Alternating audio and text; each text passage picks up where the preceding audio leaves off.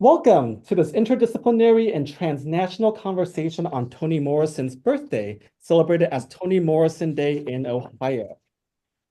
We are honored to have Anne Adams and Bronwyn LeMay joining us today from both coasts of the United States.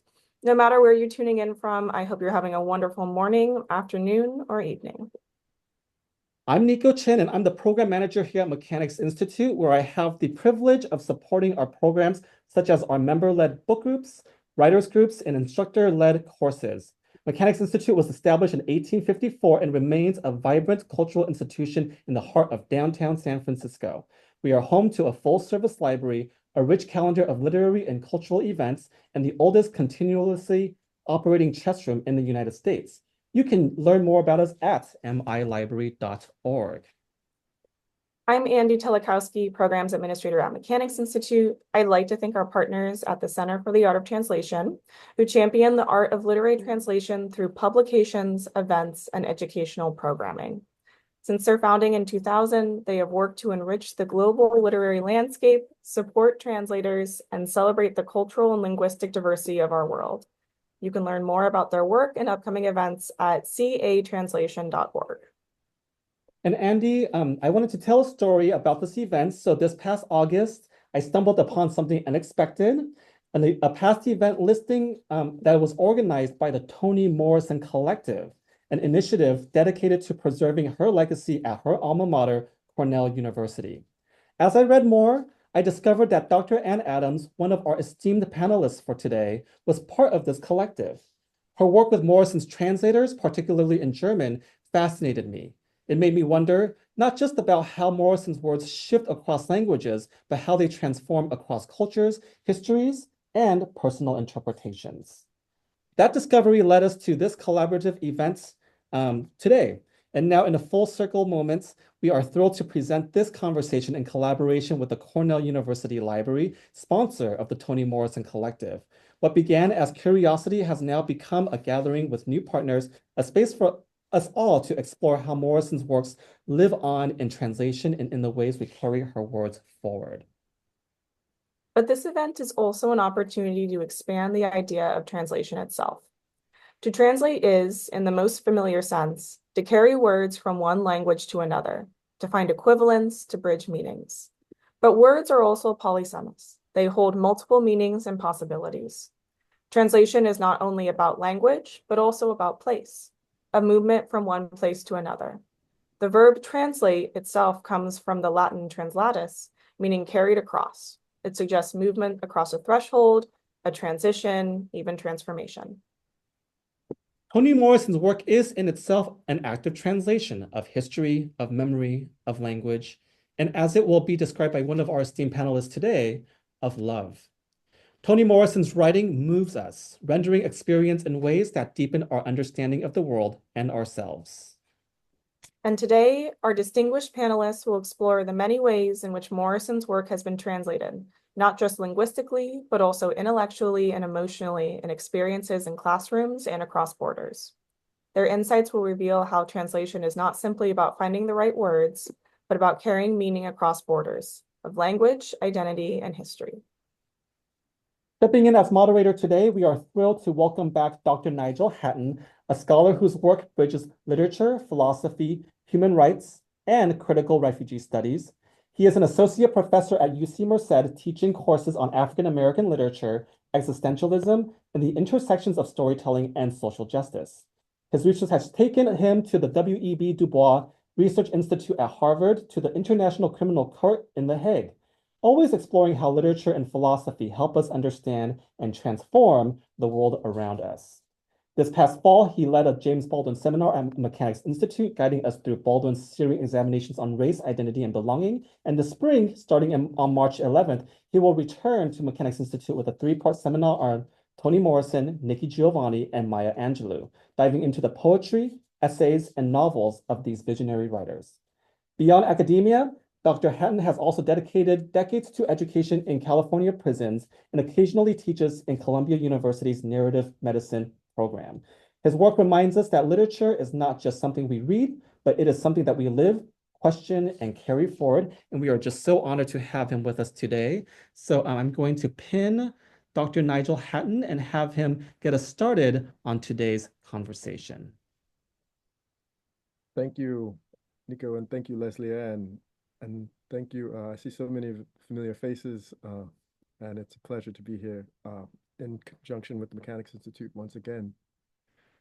As I thought about this distinguished panel and the important work and scholarly contributions that they have made, and particularly their work on Toni Morrison, I was reminded of a statement by the novelist Jhumpa Lahiri, who uh, who writes in English, but now also in Italian, and has translated many works into Italian now that she writes in her new language.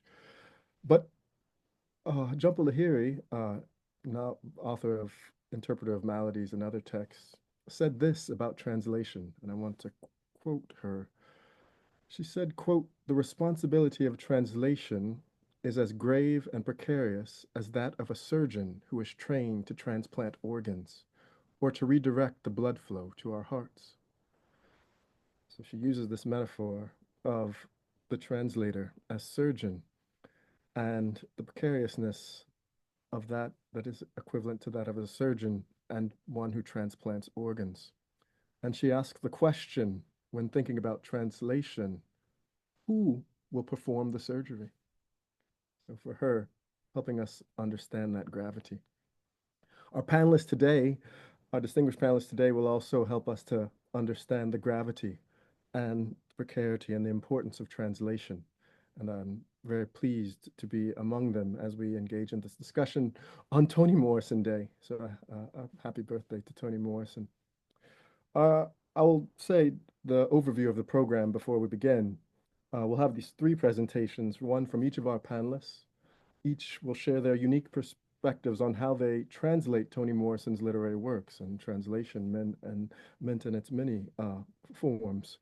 After that, we'll move into a 20 to 30-minute roundtable discussion where each of our panelists will delve into key themes raised in their presentations. And then after that, finally, we'll open up the floor for a 15-minute Q&A session.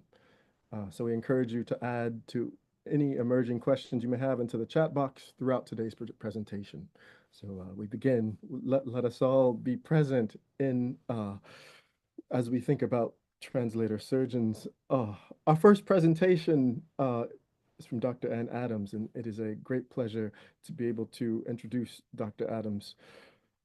Dr. Ann Adams is Professor Emerita, Africana Studies and Comparative Literature at Cornell University.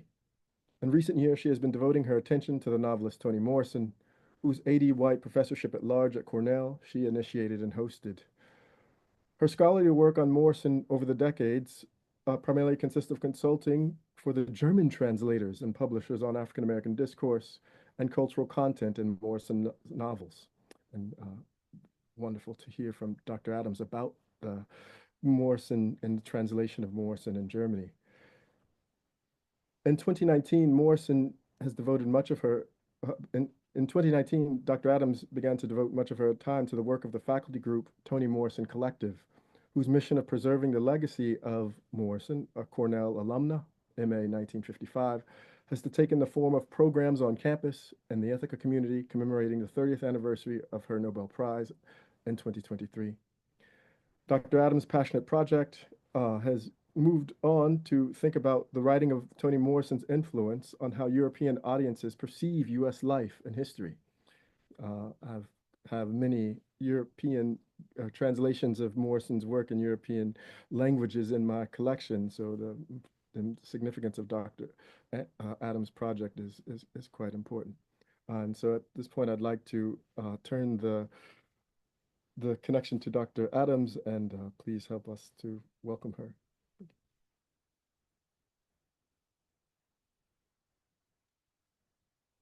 Thank you, Nigel. It's really a pleasure it's always a pleasure for me to talk about Toni Morrison. In fact, I'm going to go off script here and start out by showing you my phone cover. It's a quotation from Song of Solomon, where guitar was telling young milkman why the peacock doesn't fly. The male peacock doesn't fly. And Guitar tells the young milkman it's because of all that plumage. That's why he can't fly. And so he says, literally, you want to fly? You got to give up the shit that weighs you down. Okay. That's my phone cover. So Toni Morrison is with me all the time. And that is off script. Sorry, Nico. But Toni Morrison was an alumna of Cornell University, as Nico did say, and for that reason, she has a very special place in the university's heart and memory, and the Toni Morrison Collective tries to be the group that moves that. For the 50th anniversary of The Bluest Eye, Toni Morrison, Cornell purchased copies of a number of Morrison novels in foreign languages, and I'm hoping it's going to come up on my screen because I thought I had it all prepared. In any case, the university bought 20 foreign language versions of The Bluest Eye, and I wanted to show the covers of those, but the technology is not working for me to. Let me see if I can make it, if I can get it though. Anyway, okay, here I have it. All right, so I'm coming back. Where's the Zoom here? I don't know why I can't. The screen's. Oh, Dr. Adams. I have it. Perfect. Sorry. Okay, there we are. So we have 20, we have The Bluest Eye in 20 different languages. You can see those here. I won't name them all, but you can see them. We're in threes. And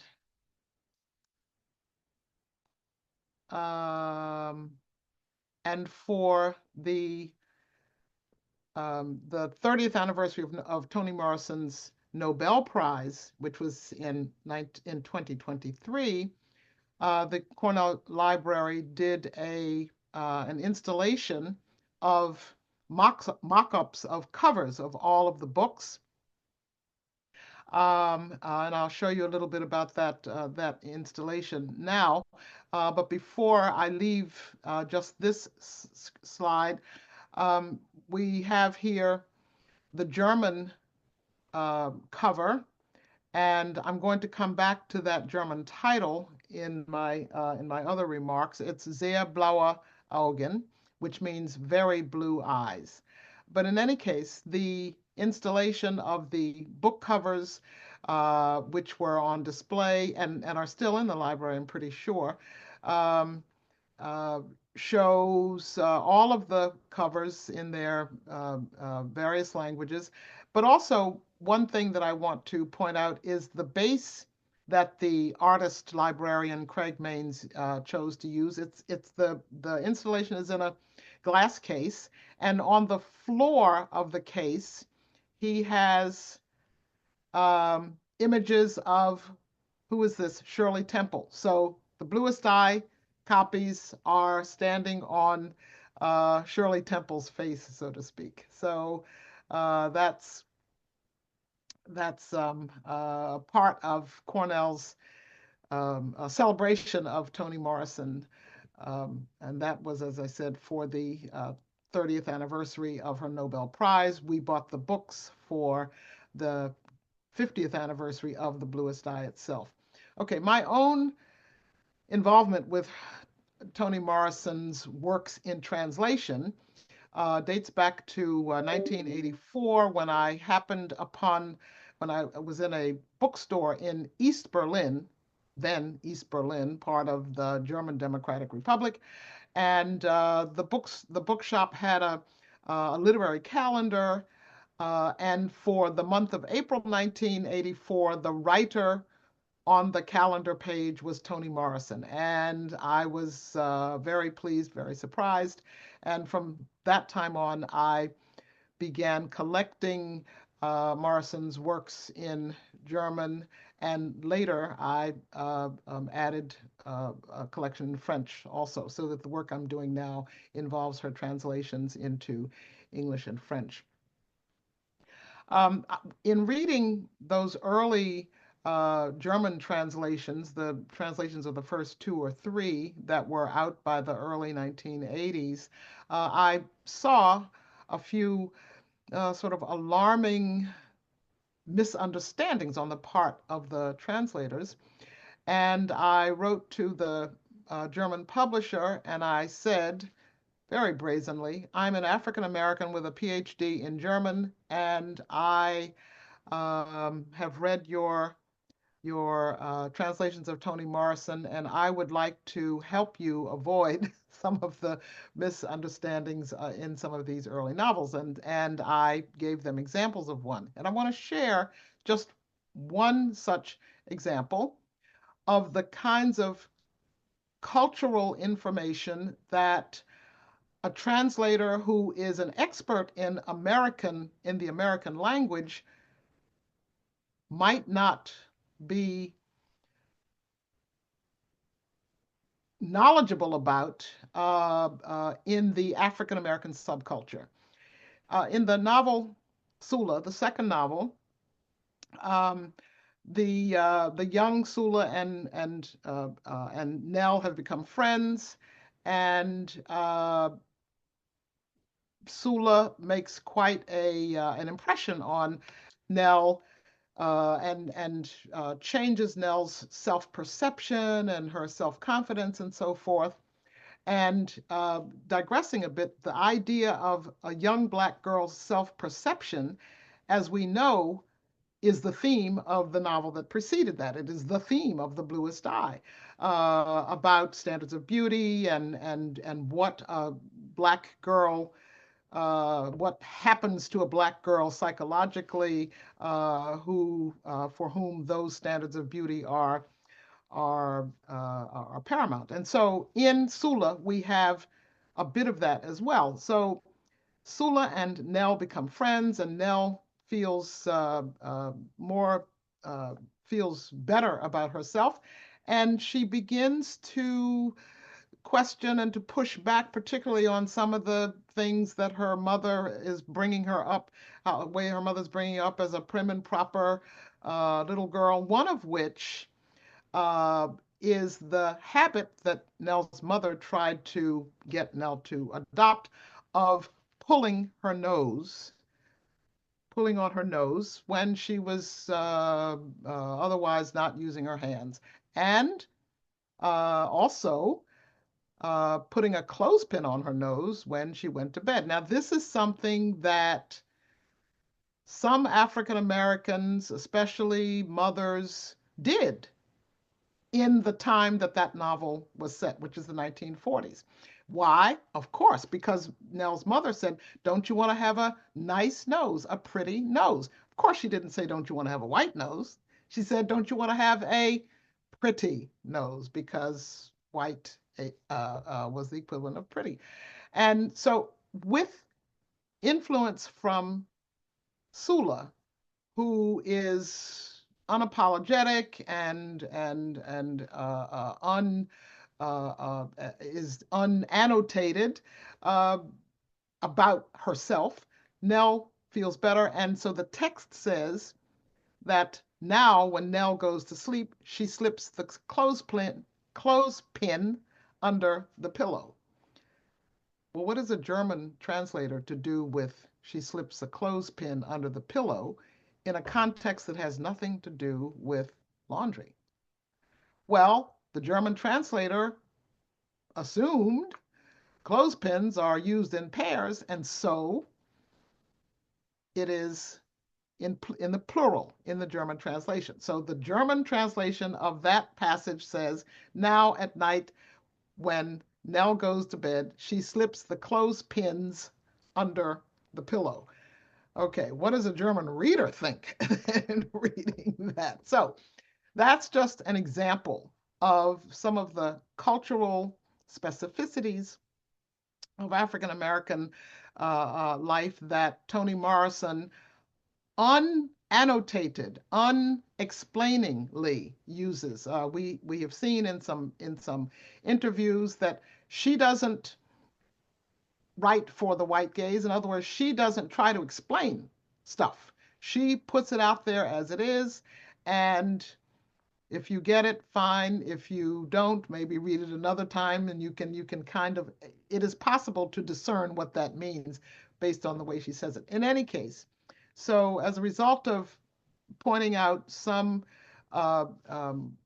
misunderstandings in the German translations of this nature with to the German publisher, we established a relationship under which I was a consultant, and I vetted the translations, the manuscript. I would, in several of the cases, I sat at a table in a coffee shop with the German translator, and we went over some of the matters that were problematic. And so that's the only example that I will use, but I will close my remarks by saying that Toni Morrison has Toni Morrison's works being read by readers in other countries, read by readers of other languages, because that is the sense in which I am confining myself to for translation in this program. Toni Morrison it has expanded readers around the world, expanded the parameters of what world literary classics are. And as happens often with literary classics, her works are given new translations. The German publisher, for sure, is doing retranslations of some of those novels. I'm not sure whether Sula is among them, but the French publisher has done more than one translation of some of the early works as well. And so I'm going to close just by emphasizing that Toni Morrison, specifically because she is translated into other languages, is enabling readers in other countries to have a more nuanced understanding of what American society is, beyond what they see in the mainstream media and so forth. So, and the very fact that the novels are being retranslated gives more, is more evidence of their place in the world as literary classics. Thank you. Thank you, Dr. Adams. That is an amazing presentation, and I'm so grateful that you were in that bookstore to be able to make that intervention, because as someone who went to high school in Germany and who certainly does a lot of work with philosophy and has gotten a lot of DAAD fellowships in Germany, I am in bookstores in Germany often, and I always see Morrison as the author who is most prominently displayed in those bookstores. And I wonder, from my reading of her work, how did they translate the language that I'm so familiar with, right? And to the audience, to the panelists, I have an example on the background behind me of a Hungarian translation of Beloved. And as you can see, it's the red cover on my screen. And it is Kedvets, and it translates for them as beloved, but what it translates, they have taken the word nice. So it really means in Hungarian, the lovely one. and they have, they have used the term and they've changed beloved to something else. So I don't think the novel is certainly the lovely one, but your surgical and very nuanced attentiveness to language is so important for those German translations, as you have also noted, those French translations, because all across Europe, whenever there are anniversaries of the publication of her work or her prizes, there are book displays and great attention. And the questions that you ask about what this means in terms of how a translator, how they represented this work and how they translated, how they worked on language are so vital. And so thank you for your presentation. And I certainly have questions that I want to engage with you in the Q&A, and I'm certain that the audience as well. So thank you for your important work. As the structure of the program is that we'll have our Q&A after, and so I did want to bring into this conversation another form of translation or way in which we think of translation, and we might see this as a kind of cultural translation. And for this, I want to introduce Dr. Bronwyn LeMay.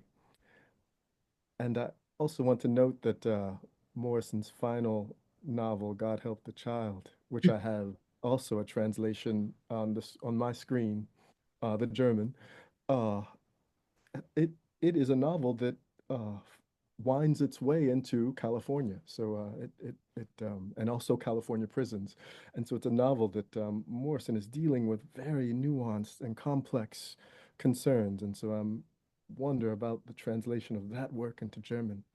But I want to think about this notion of cultural translation, and as I do so, to introduce Dr. Bronwyn LeMay.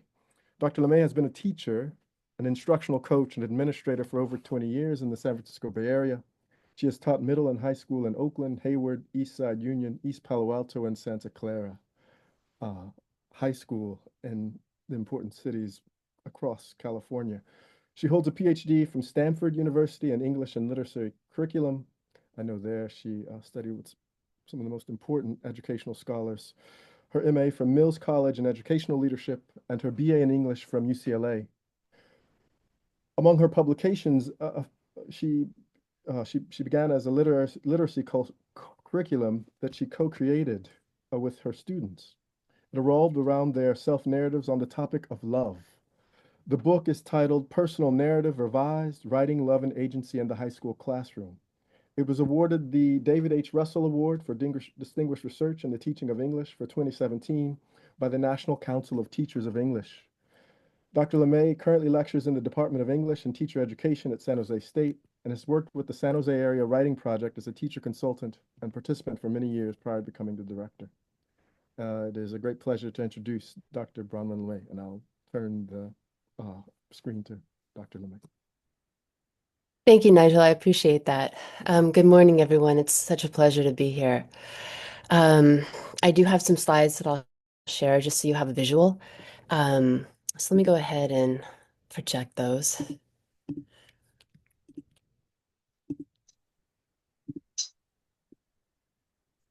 All right.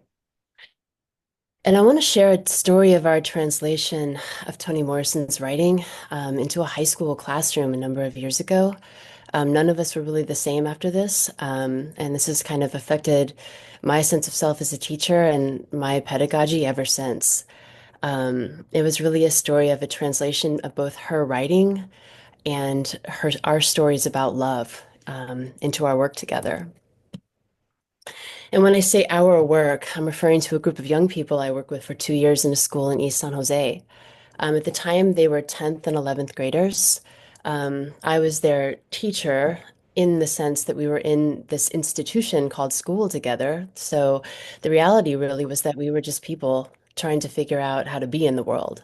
And I think Toni Morrison's work really helped us answer questions that we had, even though we were at different points in life. Her work allowed us to be vulnerable in a way that was not really what the system is designed to do, and also profoundly transformative. And I stumbled on this quote a number of years ago. I felt like it hit directly on the subtext that so many students brought to school. So I'm just going to read it. She wrote in one of her interviews, I think all the time when I write, I'm writing about love or its absence, about love or how to survive, not make a living, but how we survive whole in this world, where all of us are in some measure victims of something. And in a world like this, how do we remain whole? Or is it even possible to do this? I could hear under my students' thoughts every day this question, right? What does it mean to be whole? How can I feel whole? Is this possible? Where do I find agency for that? Um, and so this became a question that we turned into an exploration of Song of Solomon. What is love? This is where we started writing. I wrote along with my students on so many things that we wrote across this book. Um, and I think when I posed this question to them the first time, what they heard initially was, am I lovable? Right? Am I worthy of love? Am I capable of giving love? Why do I push love away? It raised so many stories for us. And I think what we realized is there is maybe no story that cuts deeper to our core sense of self than our stories about love, however internalized they may be. So we really started trying to think about, wait, what is this story I hold about love that I maybe play out in some way every day in ways I don't even see myself doing? How is the story serving me? What would it mean to start to look at that story and revise that story? And this was the angle that we took into Song of Solomon and into our own stories kind of simultaneously. We played too on the idea that, we can become the stories that we tell about our lives, right? So how we construct a story around this is incredibly important. And as people, we want to heal, right? Toni Morrison says in personal life, right? You have to know what happened and why and figure it out. And it's so much easier to bury things and just kind of charge forward, right? Um, but we don't always really know what the work is. And I think what was so powerful about her work that allowed us to have this experience with each other and sharing our stories was that it allowed us to access a conversation that we didn't always know how to access, right? What does it mean to heal? Where do you start with that? Where do you even begin to go? And students started playing with a lot of these ideas into their own words too. So Diego writes, right? This is just one of his papers, kind of a quote buried in there. It took me a while to realize why I found myself in the same situation so many times. There are so many stories buried underneath stories. Like a puppet master, they manipulate us.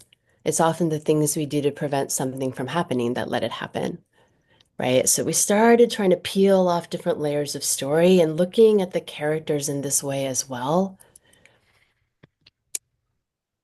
And this is where we ended up with the idea of stories buried under the stories, and where a student named Hazel went with this idea of the Why Me story and what would it mean to revise that.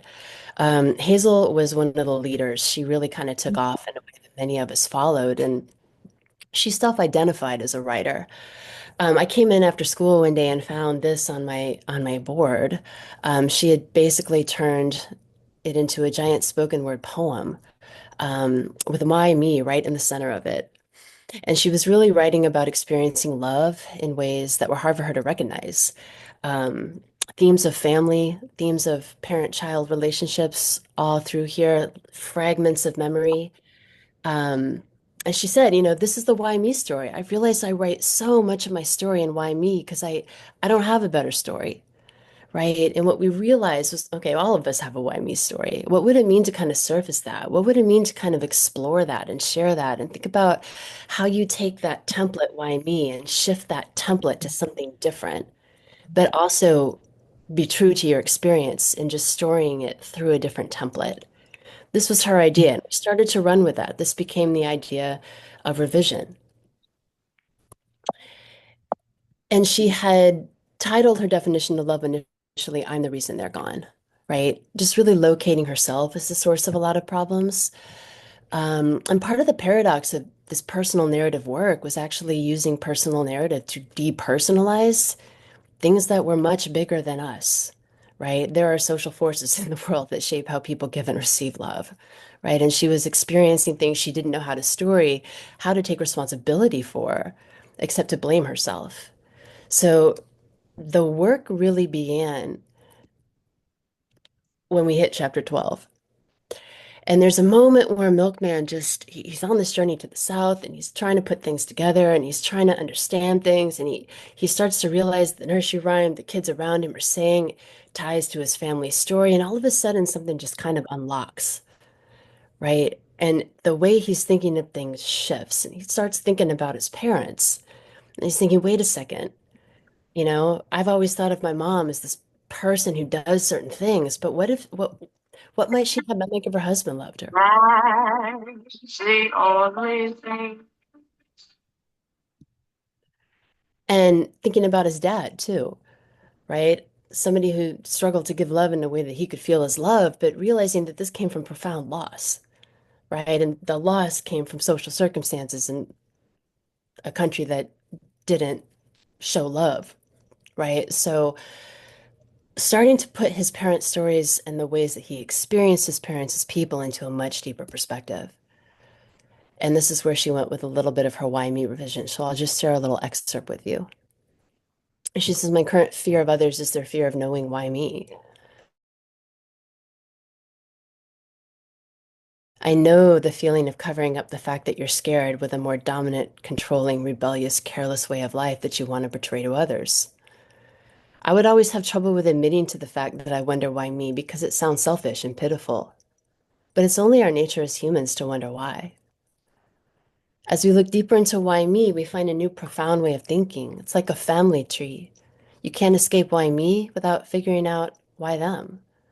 It would be selfish to wonder, not to wonder why their story is that way. Why did they get neglected? I was so caught in wondering why me and not wanting to find out that I never took a second to realize that my mother and father both have a why me. I question why they treat me like that or why they do that. I should be questioning what happened to them that transfigured them into the people they are now. I understand now that the moment when I question why is a moment we all have in our lifetime, and the story of why is in all of us. And this was really liberatory for her, right? It's not about blaming, right? It's about moving from a place of blame to a place of understanding. And there's peace in that. And the peace is what students were looking for. The peace is what we all were looking for. And we came up with a term for this called the milkman moment, right? This moment of lucidity where you're actually able to shift to a deeper story, a more contextualized story about why our lives are the way they are. It's not that you land on the right story. It's that you open the possibility for stories you've never even considered to emerge. And that can lead to richer truths, right? Which is the very last story I'll share with you. A student named Abraham, where revising the idea of truth and his definition of love was really where his work was. Narrative truth being what's true to us, right? What's true to us. It's the truth we live by. And this line from Guitar in Song of Solomon, that this was his story, right? Everything I ever loved in my life left me. Guitar is the same character who is quoted on the back of Dr. Adams' phone. Profound things in there. And Abraham's definition of love started with the words, I hate the truth. I close my heart. My past is deep. I can't look at a mirror. I can't even sleep. Right. And I didn't really know at this point what he was referring to, but what we could figure out is that he had storied truth in a way that really kept him trapped. Right. So, how to shift that story about love from one of self-rejection to one of self-affirmation. This is where he went. Right. And again, bringing Toni Morrison's words back in constantly, right? She says, even though there may be some incredible knowledge revealed, it's our tendency as people to sometimes hang on to what we know, even if we're not feeding off of it, right? Even if it doesn't fulfill us. But the other very rich perception may terrify us. And what was so powerful about Abraham's work is he went for that rich perception. And, this is not a world that allows a safe space for a lot of my students to be vulnerable. But when he started to peel off the layers of his story and share them with us and revise that sense of truth to one that allowed him some self-love in which to ground himself, There was a moment when the class just stood up and embraced him. And we caught that on film. And the next day when they came in, I actually took that picture and I juxtaposed it with this quote from Song of Solomon. It's the moment where Milkman has that revelation and he sees himself reflected back in the window, and there's joy there. There's a kind of joy that you have to work through something to get, right? And, this idea that he ran back to Solomon's store and caught a glimpse of himself in the plate glass window. He was grinning, his eyes were shining. He was as eager and as happy as he had ever been in his life. So I'll end there. But this is just our translation of Song of Solomon and its messages about love and everything that word encompasses into our own lives. Thank you. Thank you. I could hear you tell the stories of your students and their engagement with Morrison for many days. Oh, it reminds me of Morrison's use of that term interior life, right? And often when she is reading literature or even discussing her own literature and literature in translation, I'm reminded of her discussing a translation of Beowulf, right? And even in Beowulf, she wants to know about interior life.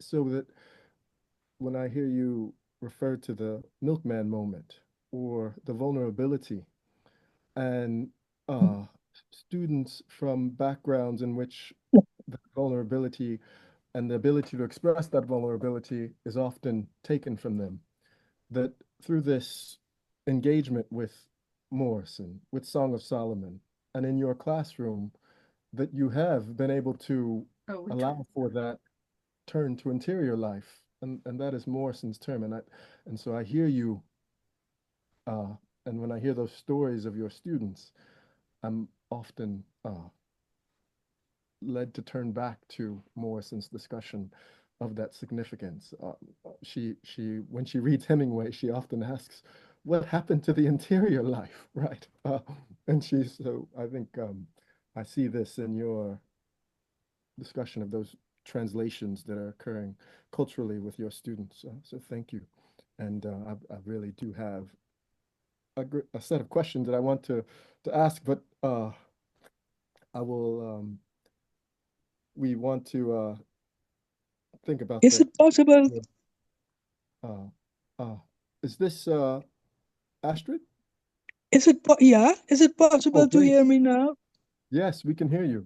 Astrid, are you? I'm using my phone.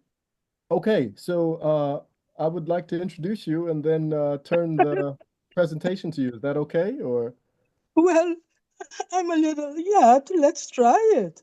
okay, great. Then right, I would like to bring to our discussion our another distinguished panelist. We've heard from Dr. Adams, Dr. LeMay, and now we have a renowned writer and novelist, the great Astrid Romer. And in 1966, at the age of 19, Astrid Romer immigrated from Suriname to the Netherlands. She identifies herself as a cosmopolitan writer, exploring themes of race, gender, family, and identity. Her poetic, unconventional prose stands in the tradition of authors such as Toni Morrison and Alice Walker. She was awarded the distinguished P.C. Hooft Award in 2016 and the 3-yearly Dutch Literature Prize in 2021. Her masterpiece, On a Woman's Madness, is the English language debut, and Lucy Scott's translation was shortlisted for the National Book Award for Translated Literature. Her novel Dealer's Doctor from 2023 was nominated for the Boon Literature Prize, a prestigious literary award given annually to the best book originally written in Dutch. And so we are extremely pleased to have present with us Astrid Romer, and I'd like to turn the stage to you, Astrid. You.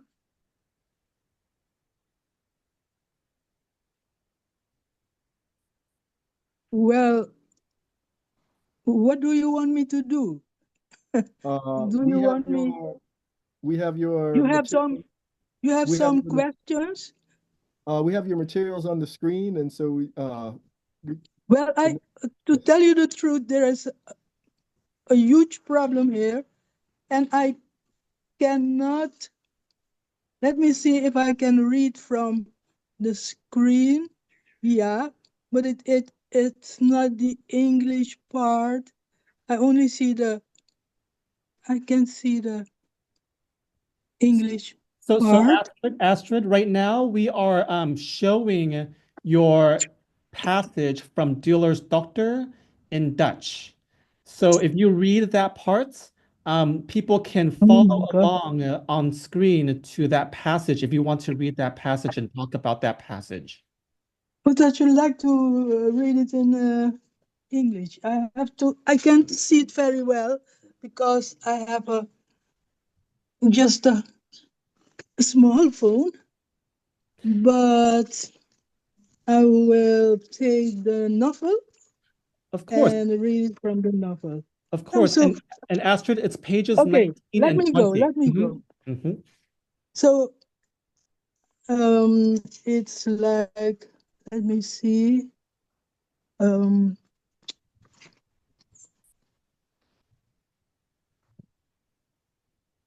It's a very,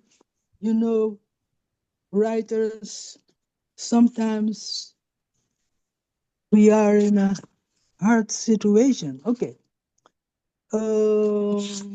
Let me see.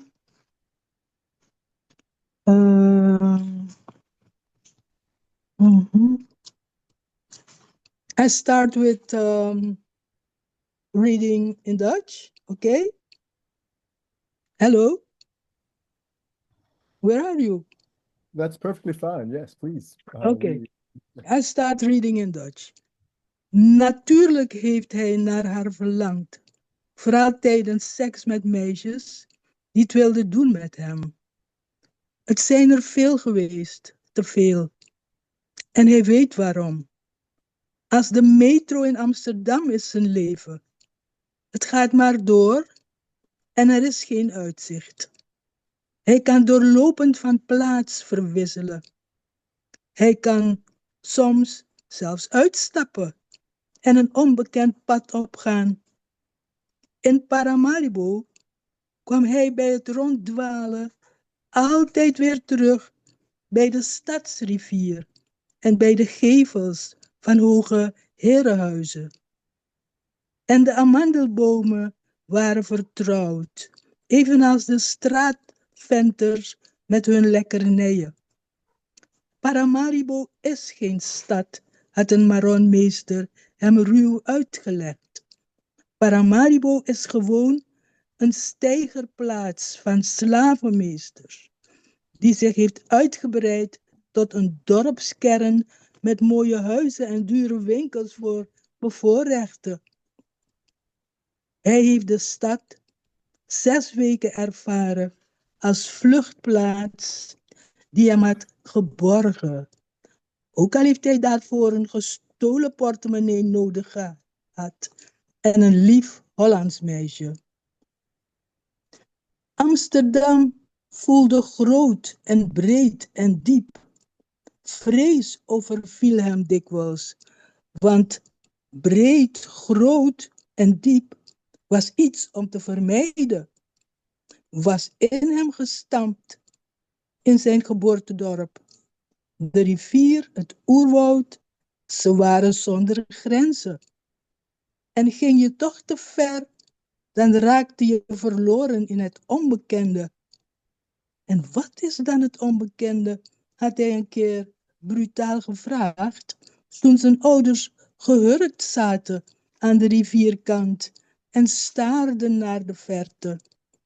Niets, had vader gemompeld. Het onbekende heeft geen woorden, geen mensentaal in ieder geval, had moeder aangevuld. Amsterdam heeft dat ook gehad voor hem. En dankzij de meisjes en de vrouwen die door de straten zwierden, kon hij de grens blijven voelen, die niet mocht worden overschreden. Hij was minder dan een vrouw, kon hij voelen. En ook dat het vrouwen zijn die de dag domineren tot de nacht begint.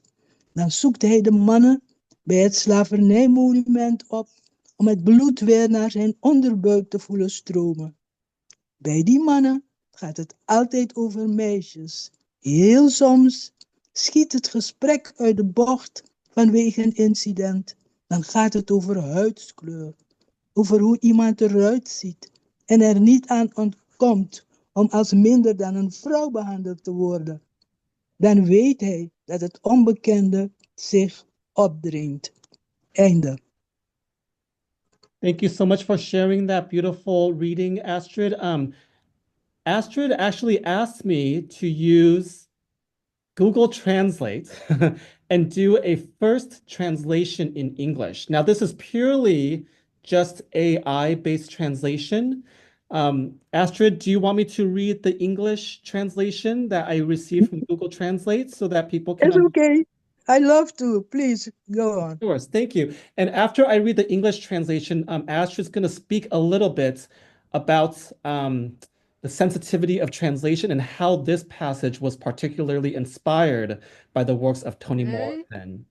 So I'll go ahead and read that passage in English, Astrid. Yes, please. Of course, he had longed for her, especially during sex with girls who wanted to do it with him. There have been many, too many, and he knows why. His life is like the metro in Amsterdam. It goes on, and there is no view. He can change places all the time. Sometimes he can even get out and take an unknown path.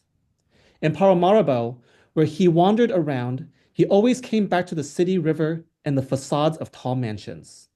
And the almond trees were familiar, as were the street vendors with their delicacies. Paramaribo is not a city. A maroon master had roughly explained to him. Paramaribo is just a landing place of slave masters that has expanded into a village center with beautiful houses and expensive shops for the privileged. He experienced the city as a refuge for 6 weeks, who had rescued him, even though he needed a stolen wallet to do so, and a sweet Dutch girl. Amsterdam felt big and wide and deep. Fear often overtook him because deep, wide, big was something to avoid. It had been hammered into him in his native village. The river, the jungle, they were without boundaries, and if you went too far, you were lost in the unknown. And what is the unknown? He had once asked Ruli when his parents were crouched at the riverbank and stared into the distance. Nothing, his father had mumbled. The unknown has no words, no human language in any case, Mother had added. Amsterdam had that for him too. And thanks to the girls and women who wandered the streets, he could continue to feel the boundary that was not to be crossed. He was less than a woman. He could feel it, and also that it is women who dominate the day until the night begins. Then he seeks out the men at the slavery monument to feel the blood flow to his lower abdomen again. Astrid, I'm going to pass the mic back to you. Do you want to speak on this passage and its translation and how it's inspired by Toni Morrison? Well, let me say first that I'm sorry for the delay, but okay. Toni Morrison once told me, because my then publisher sent her a translated novel of mine, Een naam voor de liefde in Dutch, A Name for Love. And Toni Morrison reacted to me saying, I understand the story, but the translation is not okay because I think, she said, it's not a native speaker, a native English speaker translated it. Oh, okay. So she said to me, Astrid, it is very important. The first thing you should know when they want to translate your work is that they let it do by a native speaker. And the second thing is that you said, of course, there is no perfect translation. We know it. And we know that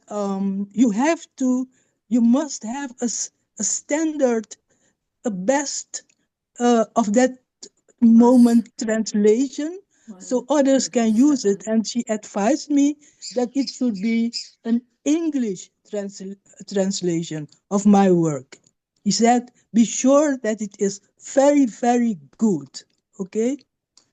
My view about it is that a translation, and I think Toni Morrison, if she was here, would agree,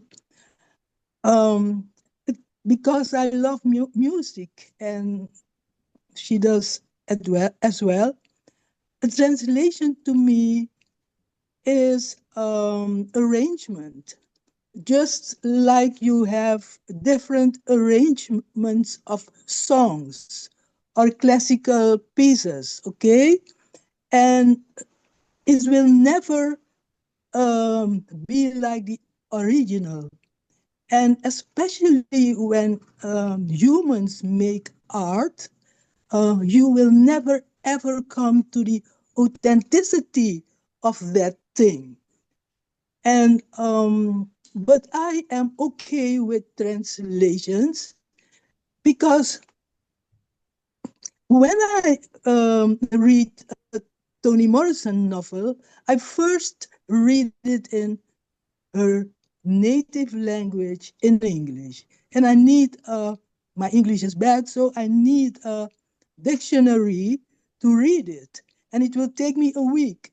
After 2-3 days finish, I read it in Dutch. When I read her novel in Dutch, I feel the novel because Dutch is my mother tongue.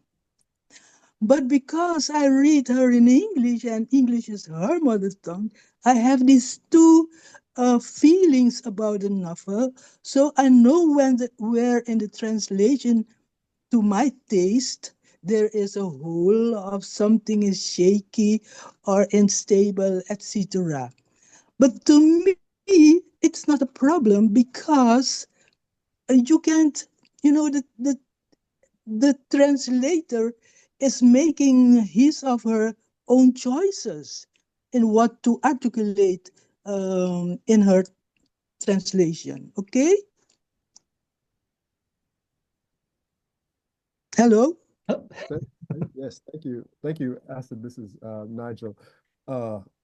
I'm listening to you speak about your conversation with Morrison on translation, and the two of you engaging in dialogue about translation, as well as your comments on what it means to both write, but then also to be a reader of Morrison, and to read Morrison in multiple languages, and the many copies that is you're reading in Dutch, you're reading in English, and how this is an experience that results in different engagements with the text. I mean, this is very important for our conversation on translation. And I'd like to follow up with some questions about your meeting with Morrison and also the discussion of translation. Thank you for reading from your work. I want to, we've had 3 presentations, Dr. Adams focusing on translation, Dr. LeMay is focusing on a cultural translation or the use of Morrison in classrooms, and then Astrid Romer, a writer who has also talked about the translation of her own work, and then her dialogue with Morrison on the very subject of translation. I'm hopeful that those in the audience have questions that they would like to ask our panelists, and if you can start to think of those and perhaps place them in the chat as we continue the conversation. But at this point, I want to move to a roundtable Q&A and to have our 3 panelists present, and then to ask them a number of questions, generate some questions, and to have a discussion that they can have together. And I'd like to begin by returning to Dr. Adams and returning to that moment of Dr. Adams in the bookstore in East Germany, or Dr. Adams thinking about those German translations and those French translations, and your work as a consultant for Morrison's German translators, which you have discussed with us. And I wonder, Dr. Adams, if you could discuss what is it that translators in that situation, those German translators, what is it that they can do? How are they to know what is underneath what Toni Morrison is saying as they make these decisions about translation. And also, perhaps if you can talk about who has the sensitivity to recognize these challenges as a translator. So perhaps to begin by having that as a subject that we can turn to. And just as a preface, I want to read from a 1994 keynote address that Toni Morrison delivered at Princeton, and this is in 1994. It's later collected in her 2019 collection, The Source of Self-Regard. And in that keynote address at Princeton, Morrison talked about, quote, what happens in translation? These are her words. What happens in translation? The liberties taken that enhance, the liberties taken that diminish. And for me, the alarm. There is always the threat of not being taken seriously, of having the work reduced to a primer, of having the politics of language, the politics of another language imposed on the writer's own politics, end quote. So just for our panelists, if we could, and beginning with Dr. Adams, talk about how is it that one in translation knows what is beneath or underneath what Toni Morrison is saying, and who has the sensitivity to recognize these concerns as a translator? And I'd like to begin with Dr. Adams. Well, in terms of what lies underneath, who has the sensitivity? I'm going to give or approach that with an example from my experience in sitting with a translator who I found that he was being a little bit too, or a little bit more conservative or timid in the way he tried to render Toni Morrison, and I would say, and he would say, but you can't say that in German. And I said, you can't say it in English either, but Toni Morrison says it. Toni Morrison has invented it. And so I think, and there are some translations that show this too, that the translator, and of course there is such a thing as translation theory and so forth, and the question is the translator's responsibility to convey as closely as possible the original in his or her own language, or are they to somehow transfer it so that it has some equivalencies in that target language?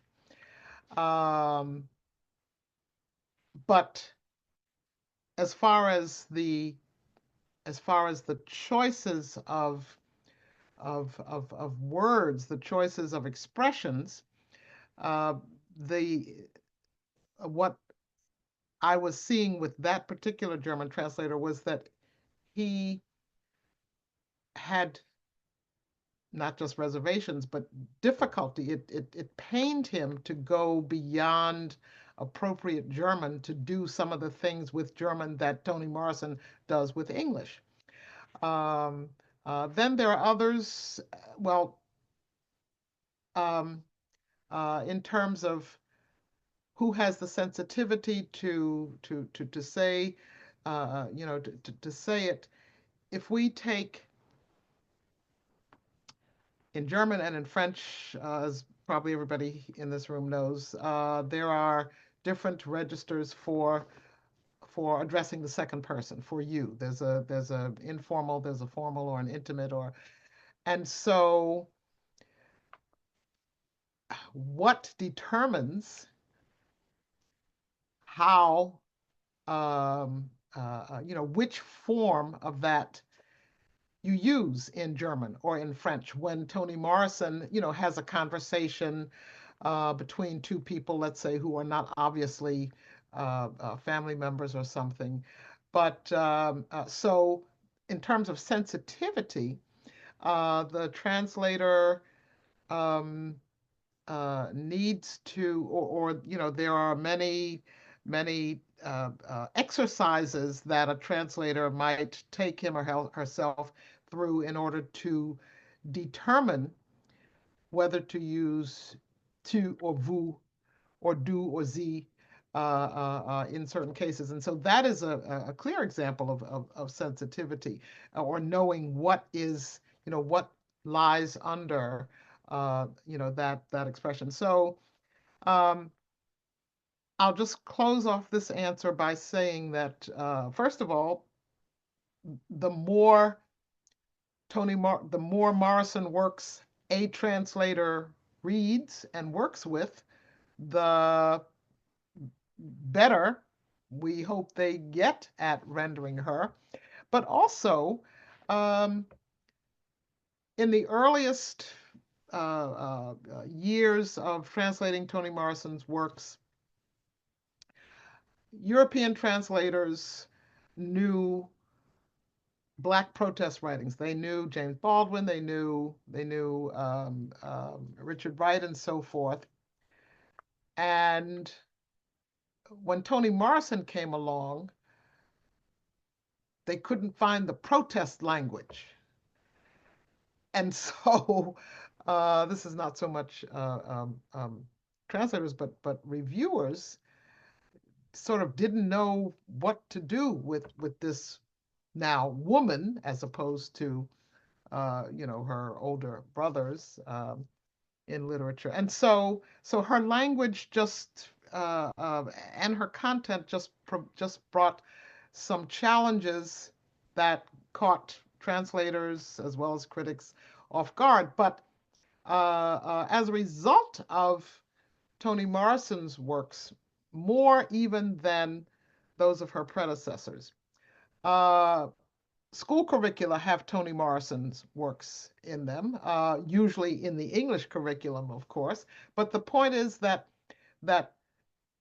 school curricula in Europe, anyway, now incorporate African American content into their American literature course, American history courses, and so forth, so that gradually the reading audience and, of course, the translators just have more familiarity with with African Americans, and so that eventually would make Toni Morrison a bit more accessible, and a bit and give translators a bit more to work with. And also, in some cases, her translators talked to her and asked her, what should I use, du or sie here?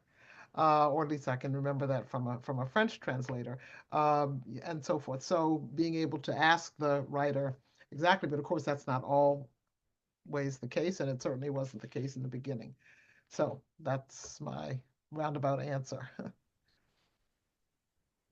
Thank you, Dr. Adams. Extremely helpful. I mean, this I'm often worried, right? The quiet as it's kept, such an important phrase in African American life, right? And to know that it is translated in languages around the world is unsettling to me, right? And so how does one work with such a phrase, right? So thank you. I started to use that as my example piece, that very sentence. Yes. Astrid, are you still on the call? Are you available there? Or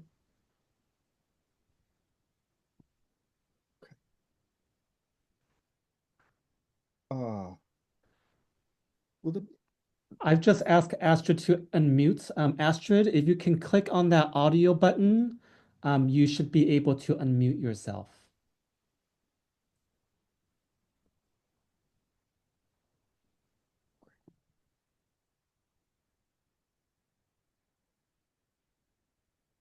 Let's see. Astrid, can you hear me?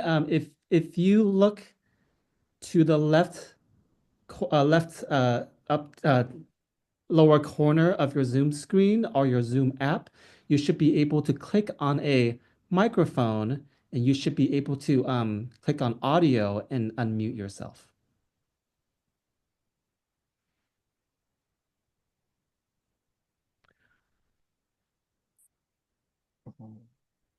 Okay. Well, I want to make sure that we have time, and I know that Astrid is joining us from Suriname, so but certainly once we resolve that issue. Do we want to move on to another question with Bronwyn? Bronwyn, not that you have to turn to your educational theory writings, but maybe this cultural translation or this translation in which you are taking Morrison's work to the classroom and then engaging in a kind of praxis. And if you want to turn to Freire, Paulo Freire, but I was thinking about this notion of translation or cultural translation and praxis, or being able to work within the classroom. And then to think about that next to something that Morrison said, and I'll quote Morrison here. This is Morrison writing and saying that certain kinds of trauma visited on peoples are so deep, so cruel, that unlike money, unlike vengeance, even unlike justice or rights, or the goodwill of others, only writers can translate such trauma and turn sorrow into meaning, sharpening the moral imagination. So this is Morrison talking about another type of translation, but I wonder if you could talk to us about right, this kind of translation or praxis within your classroom, or taking Morrison to the classroom and using it in the way that you have in with your students. Thanks. I can speak to that. And I love that quote, by the way. That's really powerful. And I feel like our educational systems they aren't humanizing, right? They aren't always seeing students as people a lot of the time. And for a lot of young people, that is profoundly alienating. So let me go back to guitar for a second. Okay. Um, I read in one of her interviews somewhere where she was talking about characters generally, but guitar's name was in there. Her saying, right, they're free people, dangerously free. They are the salt tasters. They express either effort of the will or freedom of the will. It's not about meanness, but a self-flagellant resistance to certain kinds of control. And I can't tell you how many kids and young people I work with at a variety of ages who have a suspicion of certain kinds of control that is actually very healthy, right?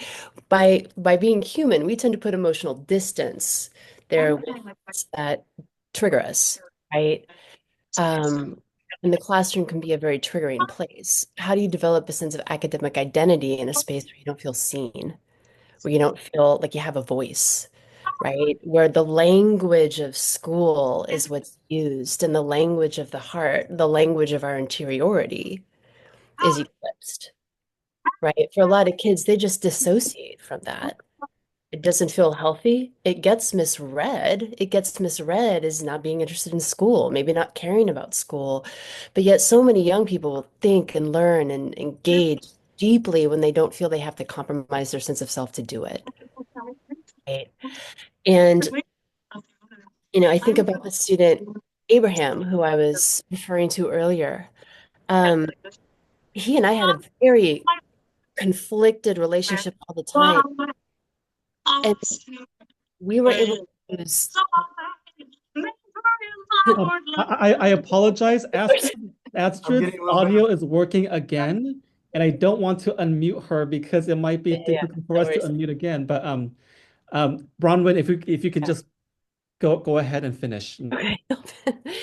Just being able to use the language of the curriculum to talk about ourselves as people trying to work out a relationship.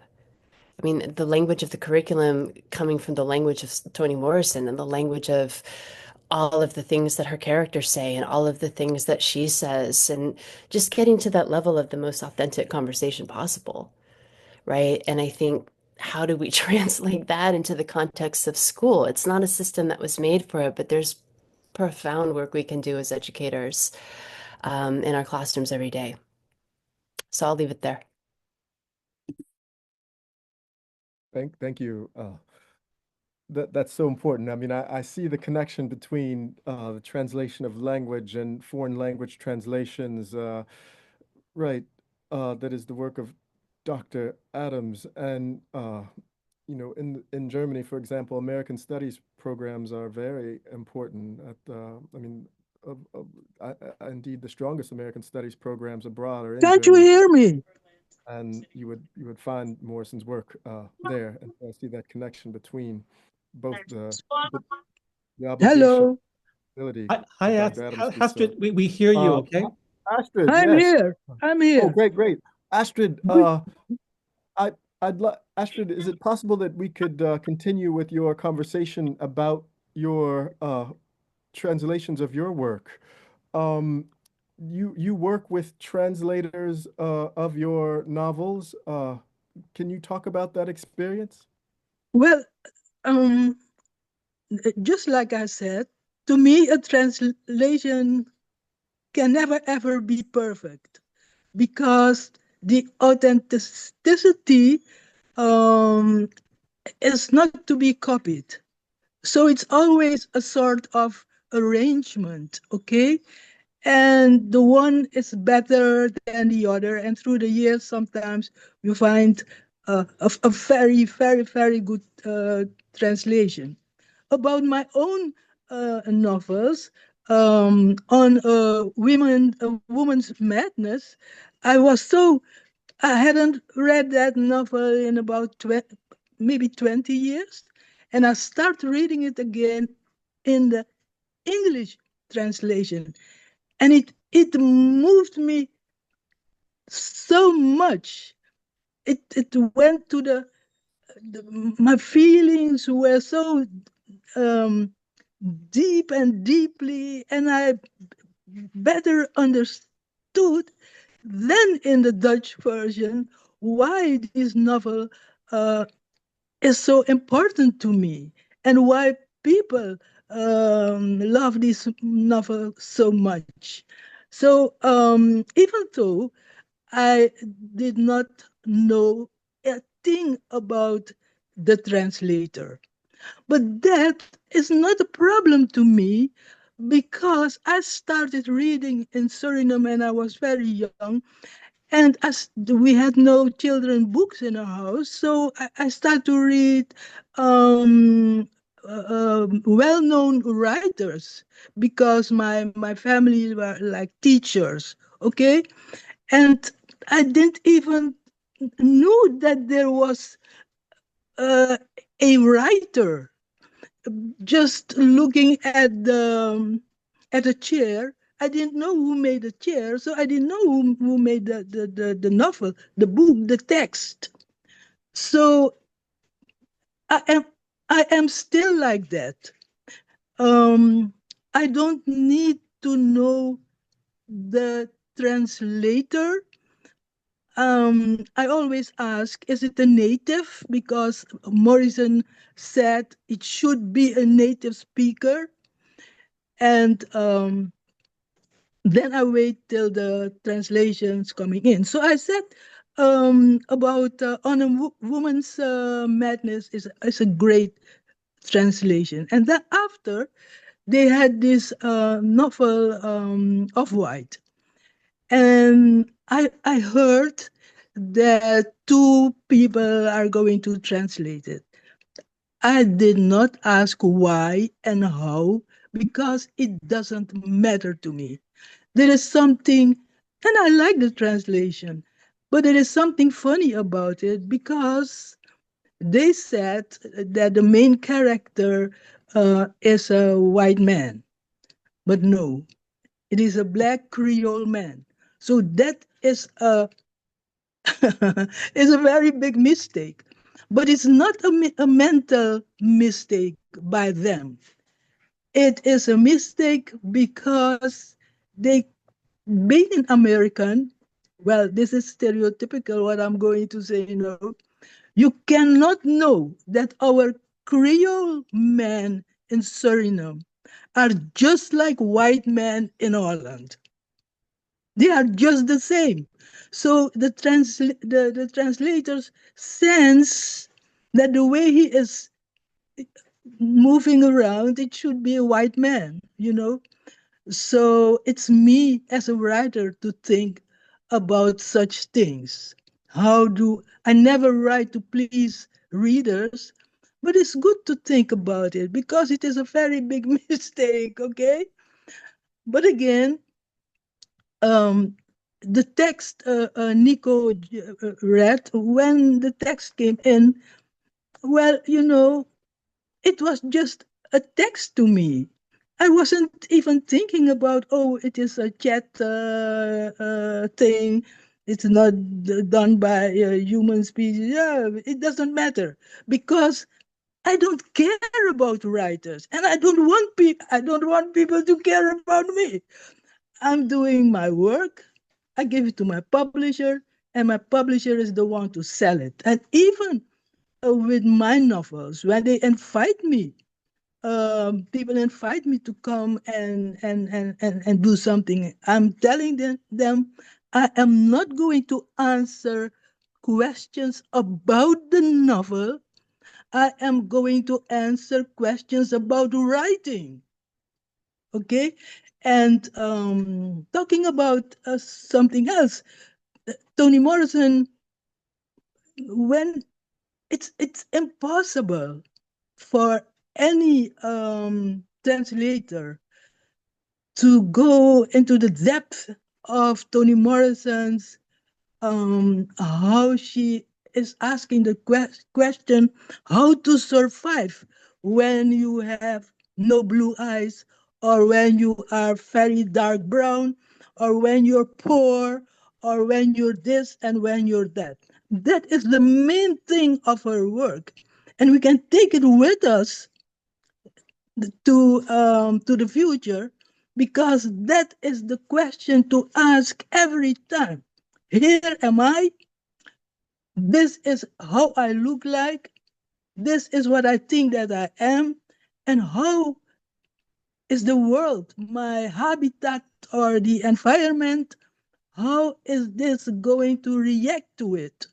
And what am I going to do to survive in such a place? And one of her sayings is, you don't have to worry about surviving whole. It's okay to survive in parts. And I love to hear that because that is so true. Did Thank I you. answer your question? Yes, more than answered. It provides us with many ways to think about this issue. And I hear you speaking about what is that original text, right, that is created, but then the many texts created after it that become part of the text, and that continues and continues.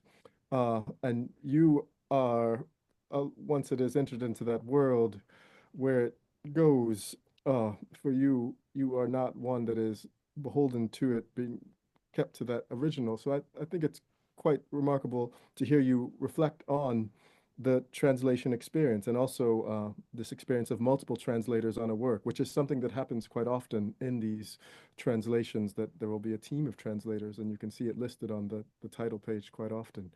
I know that the work of our panelists has generated a number of questions, and I do want to make available some time for questions from the audience. And I believe we have some in the chat. Is that We do. We correct? have one from Jennifer, and her question is, have there been new translations of Morrison that reflect the inclusion of more African American writers in European countries, hopefully reflecting a deeper understanding of African American culture? And so basically, I wonder what kind of changes are you seeing in these new translations? That might be an Ann Adams question, I presume. Absolutely. Oh, and you need to unmute so that we can hear you. I was a little bit confused about the part, are there translations of Morrison that reflect inclusion of more African American writers? But in any case, I can certainly see there are burgeoning translations of African American writers in European countries now, and women particularly. But I would just say that the retranslations of Morrison, the newer translations, are indeed reflecting a deeper understanding of African American culture. The current translator, German translator of Morrison, uh, um, intends to come to the United States and spend some time hanging out in New York for a while. She has not, and I don't think, I'm pretty sure that none of the previous translators of Toni Morrison in German had spent much time in the U.S. Maybe had come for a visit, and so, but this current German translator of Morrison wants to try to absorb some contemporary American culture, so that when she continues to do new versions of the previous works, it can reflect that acquaintance a little bit better. Thank you, Dr. Adams. We have Melody Makeda. Melody, do you want to go ahead and share your question with the panel? I'm sorry I can't be there in visual. Actually, it's more of a comment, I think, that I'm wanting to offer in terms of, the question around sensitivity and who translates, who does this really important work of, as we talked about at the beginning of the talk, of transferring organs, right, and doing the surgery from one context to another. Because I'm part of a group I founded in Germany. I also translate into German and into English, and it's a group of Black translators. We founded our group in 2020, and a lot of us are scholars of Afro-diasporic history and literature. We have degrees in various fields in that context. But what we're noticing oftentimes is that we are quite invisible when it comes to translation. That, oftentimes we are told that we don't exist. We talk to folks at publishing houses. And I think a lot of us bring that sensitivity that we've talked about, right? One, because we have studied and committed a lot of time in advanced degrees to looking at African American history and literature, but also Afro-diasporic literature. And the example that Dr. Adams gave is specific to the African American context from Song of Solomon, but it's also universal in the sense that it's common, right? The idea of white beauty standards to many Black contexts. So, yeah, so I think the question or the comment that I have is sort of noticing that we're often not considered for translation of Black writers' work, which I find very unfortunate, because we do bring a lot of expertise to the subject, right? Out of all of these backgrounds that I just described. And even post Amanda Gorman debate, which we had in Europe, right, which really delved into that question of who can translate who, and quickly became a debate about whether the people who have always translated Black writers can continue to do so. Rather, making the space more inclusive.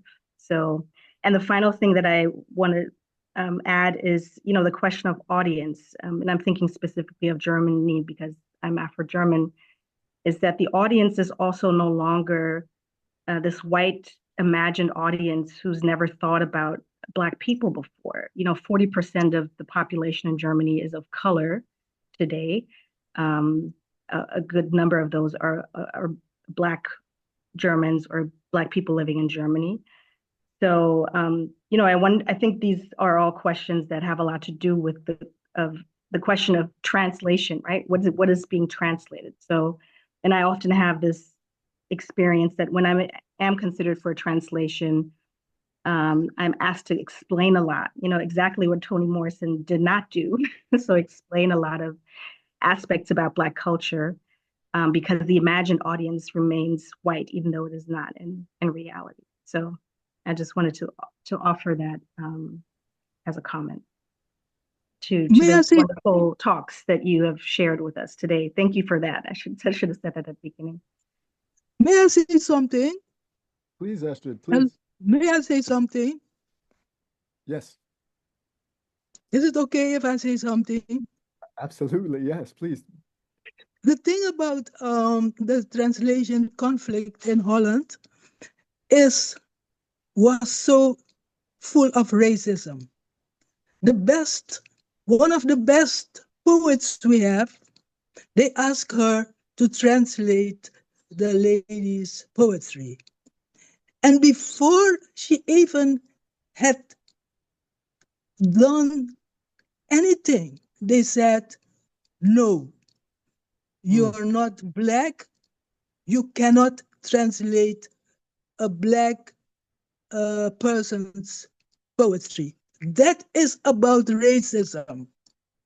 That is about looking at someone's color or ethnicity, saying you can't do something.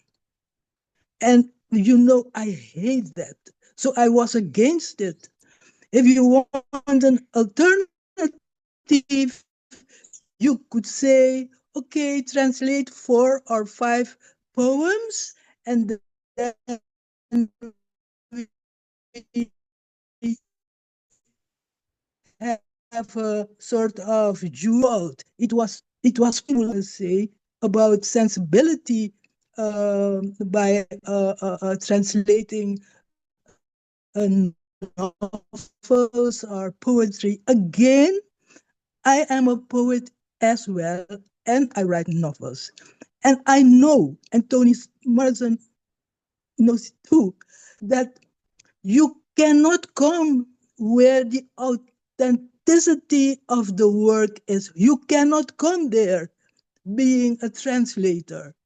You can feel a sort of sense in your own language about it. And you're doing, every time you move to a certain or a paragraph, there are like 10 possibilities. And you have to make a choice. And you have to think why you're making that choice. And you have to, being a writer, I'm not a creator, I'm an artist. Being an artist, I have to accept that doing my work in another language will taste a little bit different. It's like Chinese food. Where I am in the world, I go for Peking ducks, okay? But every place I go, it tastes a little bit different. But I still sense that it is what it is. But it's never the original, okay? And that is how I feel about translations. And okay, and then there are these Black translators in Holland. They want to translate because you don't get a lot of money, but it is some money. But to me, I am not going to say I want per se a person with roots in Suriname, which part of Suriname, etc., etc. No, I want a sensitive native speaker. That is what I want. Okay? Yes, thank you, Astrid. so vitally important, and certainly gives us great material that we can think about additionally. And Melody, very important to know of your work. I would like to the important question posed for Bronwyn, and this question comes from Amy Harcourt, and Amy Bronwyn, Amy says your work with students is so important. I agree. Without getting too political, I'm curious about your take on the increased banning of Morrison's work from school libraries and curricula. Yeah, that's a fantastic question. I appreciate that. Thank you, Amy.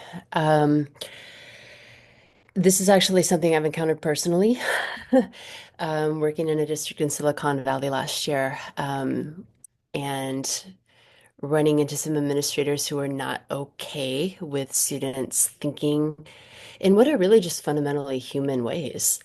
And I think it goes back to one of the quotes that I pulled in my view, where she's talking about, just plowing ahead and burying things and pretending and distorting things isn't healthy, right? What does it mean to actually see the work of confronting our past, and confronting our own, like what we represent to people, and confronting our own wounds and confronting our own trauma as liberatory, right? Not as the past that kind of pounds us to death, but as something that we can build a healthy relationship with.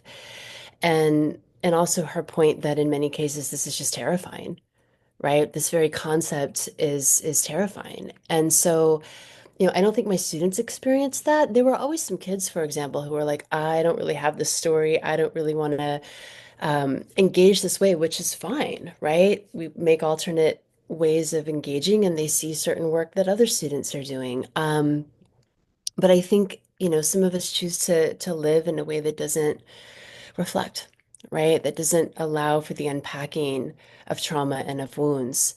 And I think this is where we hit a lot of defenses around an author like Toni Morrison, who was inviting us to engage with her in that work, who was inviting students to engage in that work in a way that feels healthy and liberatory, but there's work involved, right?